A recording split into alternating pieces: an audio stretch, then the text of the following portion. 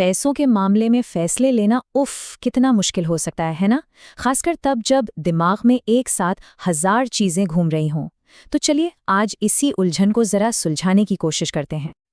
देखिए, एक तरफ तो वो लोग हैं जो जल्दबाजी में गलत फैसले ले लेते हैं और दूसरी तरफ है वो जो इतना ज्यादा सोचते हैं कि आखिर में गलत फैसला कर बैठते हैं।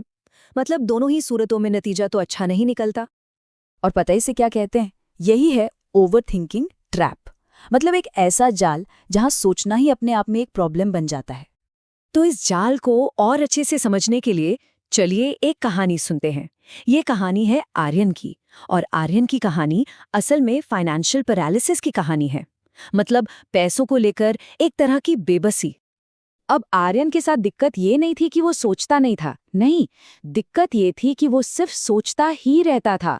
मतलब कुछ खर्च करना हो तो बस सोच रहा है, कहीं इन्वेस्ट करना हो तो भी सोच रहा है, अरे बचत करनी हो तब भी बस सोच ही रहा है। उसकी सोच ने उसे जैसे जकड़ लिया था, कोई भी कदम उठाने ही नहीं दे रही थी। उसके दिमाग में ना बस कुछ सवाल थे जो हर वक्त घूमते रहते थे। सबसे पहला और सबसे बड़ा सवाल, यार अगर कुछ गलत हो गया तो? फिर दूसरा सवाल आता था जो उसे और परेशान करता था, और अगर इससे भी कोई बेहतर ऑप्शन आ गया तो? बस यही सोच उसे हमेशा इंतजार करने पर मजबूर कर देती थी।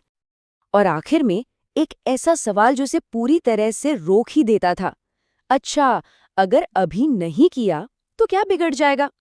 बस इन सवालों का कोई अंत ही नहीं था, एक के बाद एक। तो इसका नतीजा क्या हुआ? 0 एक्शन, कुछ भी नहीं। और होता क्या है ना कि धीरे धीरे दिमाग एक बहुत खतरनाक चीज सीख जाता है।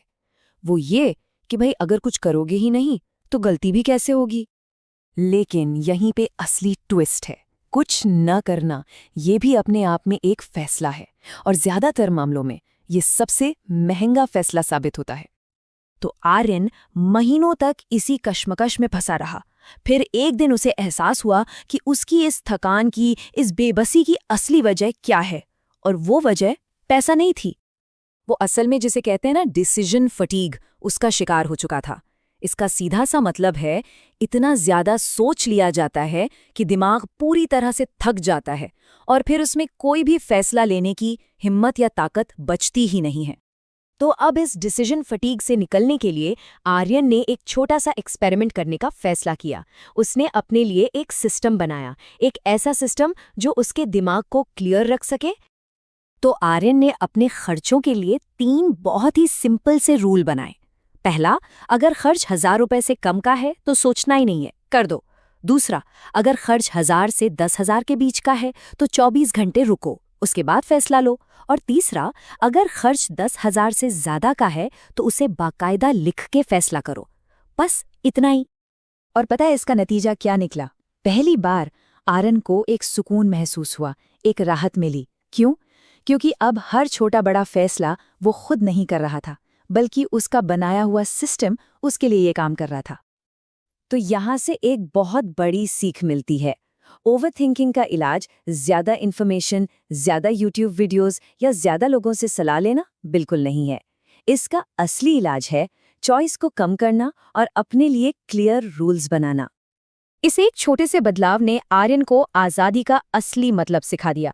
उसने एक नई फिलॉसफी, एक नया सोचने का तरीका अपना लिया। और वो फिलॉसफी ये थी कि असली आज़ादी हर चीज़ को चुन पाने की क्षमता में नहीं है। असली आज़ादी तो उस मजबूरी से आज़ाद होने में है जहां हर चीज़ को चुनना पड़ता है। देखिए, समझने वाली बात यह है कि हमारा दिमाग फैसला लेने से नहीं थकता। वो थकता है उस फैसले से जुड़ी अनिश्चितता से, उस क्या होगा वाली फीलिंग से।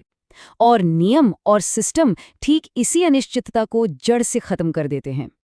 तो सवाल ये उठता है कि जब छोटे छोटे फैसलों का बोझ दिमाग से हट जाए, जब विकल्प बिल्कुल साफ हों, तो फिर वो कौन से बड़े और ज़रूरी फैसले होंगे जिन्हें लेने के लिए हमारे पास असल में एनर्जी बचेगी?